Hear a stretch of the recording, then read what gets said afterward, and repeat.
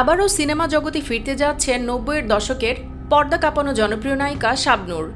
মাতাল হাওয়া নামে একটি সিনেমায় মাহফুজ আহমেদের নায়িকা হিসেবে প্রত্যাবর্তন ঘটছে তার।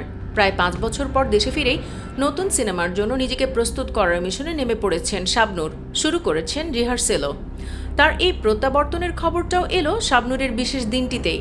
গতকাল ছিল হাজারো তরুণের ক্রাশ শাবনূরের জন্মদিন। যদিও সিনেমাটির জন্য প্রস্তুতিটা শাবনূরের আগে থেকেই। সিনেমার বাইরে থাকায় ফিটনেসেও তার একটা প্রভাব পড়েছিল। সেজন্য গত কয়েক মাস ধরেই নিজেকে ফিট করতে পরিশ্রম করে গেছেন তিনি। এমনকি নতুন লুকে দেশে ফিরে ভক্তদেরও চমকেই দিয়েছেন শাবনূর। অনেকের কাছেই সেই অল্প বয়সী নায়িকার মতোই লেগেছে তাকে। নতুন সিনেমা নিয়ে শাবনূর বলেন, অভিনয় থেকে দূরে থাকলেও নিয়মিত প্রস্তাব পেতাম, কিন্তু গল্প ও চরিত্র পছন্দ হওয়ার বিষয় আছে। দেখা যায় গল্প চরিত্র পছন্দ হলেও অন্য বিষয়গুলো মেলে না। আবার পরিচালক প্রযোজক ঠিকঠাক হলে গল্পে ভরসা পাই না।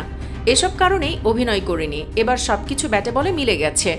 মাতাল হাওয়া সিনেমার গল্প মাহফুজ আহমেদের, চিত্রনাট্য লিখেছেন রায়হান খান। আগামী বছরের শুরুতে হবে সিনেমাটির শুটিং, এমনটাই জানিয়েছেন নির্মাতা চয়নিকা চৌধুরী। সুপ্রিয় দর্শক, শাবনূরের কাছ থেকে দর্শকদের যে প্রত্যাশা, নতুন লুকের এই শাবনূর কি সেটা পূরণ করতে পারবে বলে মনে হয় আপনাদের? ইয়েস অথবা নো লিখে কমেন্টে জানিয়ে দিন আপনাদের মন্তব্য। ভিডিওটি ভালো লাগলে লাইক ও শেয়ার করুন, আর আমাদের চ্যানেলে নতুন হলে সাবস্ক্রাইব করে সাথেই থাকুন। ধন্যবাদ সবাইকে।